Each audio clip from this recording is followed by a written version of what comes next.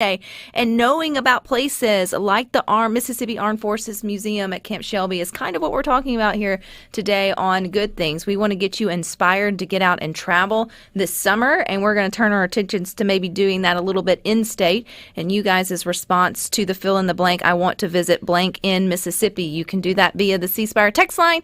You can also do that on our Good Things Facebook group. And we're continuing our conversation with our professional travel advisor, Jane Jones, but also part of Magnolia Travel Group, which was founded by two Mississippi women and then has 40 or 35, 40 reps that live here. So again, remember when you think shop local, not only we want you to travel local, which to us local is the state, which no matter where you're listening to Good Things, there are some good things to do just 4 hours or less outside of your radius here in Mississippi. And so if you are going to use a travel advisor, then make sure you do an in-state one as well. Because then again, small business.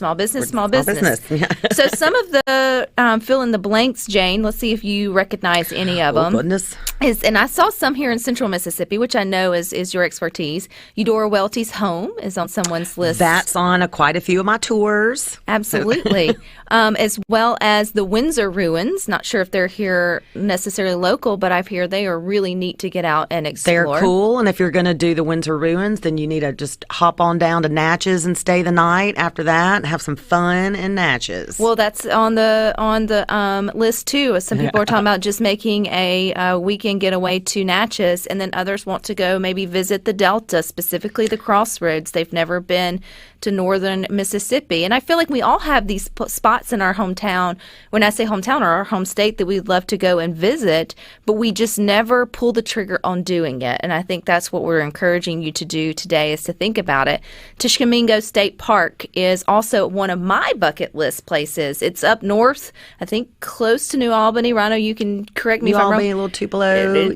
Sort of area, but it is gorgeous, and it has all the rails and trails and things for you to get out and do outdoors. And what's nice about it, it's also smaller. Like some of the trails are just like 3 miles long.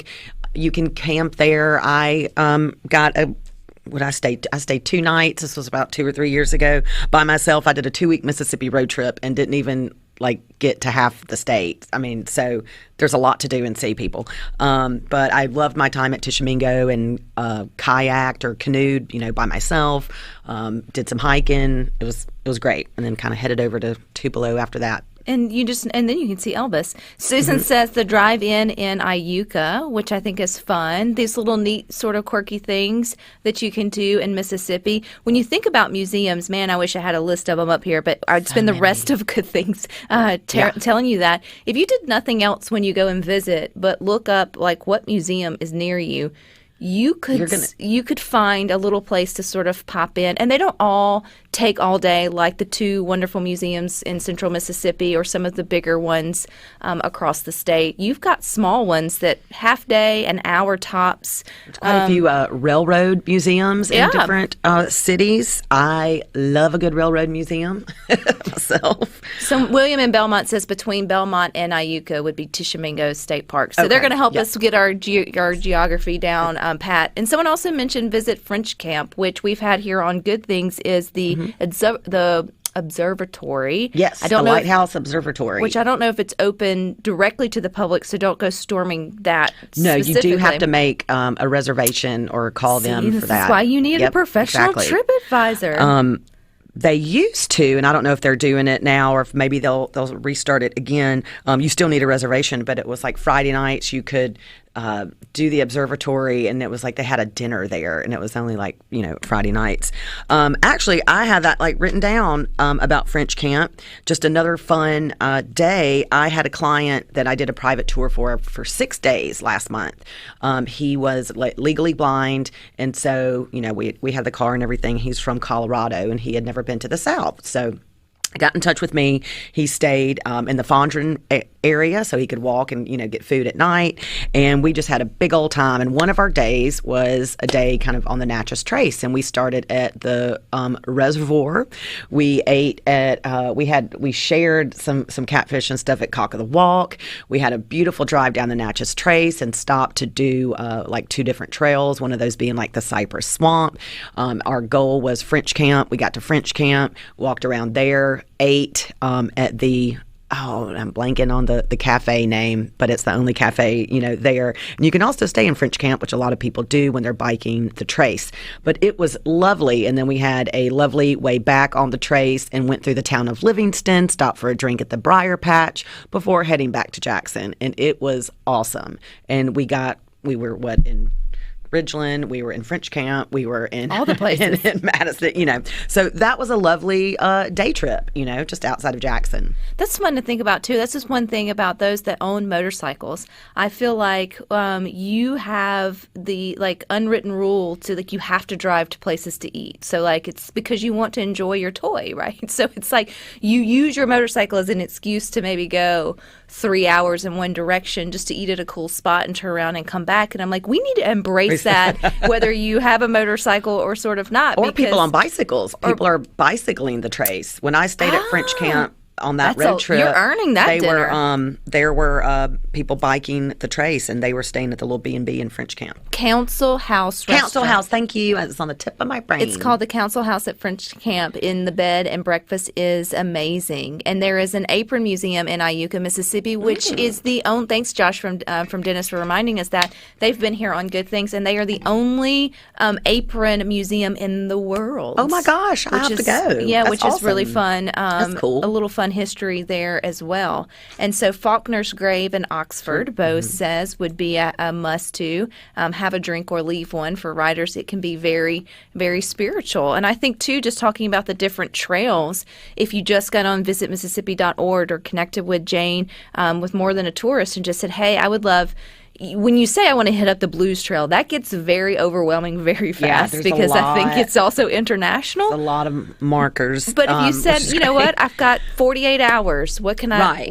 Where all can I go? And if I want to be in a blues mindset, or if I want to be in a Mississippi writers mindset, or if I want to be, on a food mindset, we have, and that's one thing. Also, too, I've told people is if you want to do, we do have a lot of trails, and so you could either plan your trip around that. Obviously, some of these, maybe like the Blues Trail, you're not going to be able to see every single one on a 2 or maybe 3 day trip. But we have the Indian Mound Trail, the Riders Trail, a Seafood Trail, Tamale Trail. I might do the Tamale Trail. That would be fine with me. I feel like we need a Bloody Mary Trail. There's the Country Music Trail. There's the Freedom Trail. I mean, so there's so many interesting things that when you're traveling around Mississippi, you can get context and things that we're known for and things that we're proud of. Well, and I think with the pandemic, people's mindsets are shifting when it comes to travel, and I hope we don't lose that. I hope we also don't lose our curiosity to go international or go back to certain places that maybe you really enjoy doing. But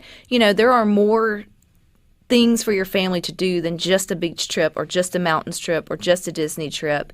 And that's one thing that this entire year and a half has sort of done, is shaken us up to say, okay, maybe it's not safe to go so far. Let's look what's here, and we should be supporting what's here. Why not? If you've got, I think it's 8 to 10 weeks during summer break, which is feels very long, but then it's also really short. And so you may or may not could get one good solid vacation, but you could definitely get 2 to 3 fun weekends that your family is going to remember and have those memories. Or, Mississippi has 5 regions that we've designated into our 5 regions. So that could be a goal for the summer is to do a 2 or 3 day mini trip to one of each regions.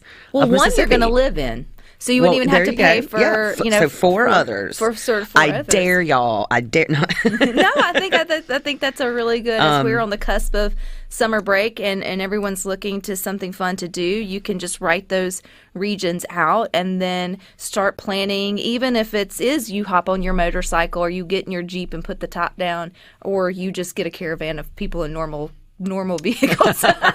And you go to, just to mark it off your bucket list. I think once you get that traveling bug going, you'll see, that's not so bad. We can go a little further to have a good steak there, or go a little further to try out the museum and the trails there. And I mean, to me, that would be something wonderful for you guys to gain from this conversation today here on Good Things. And we're going to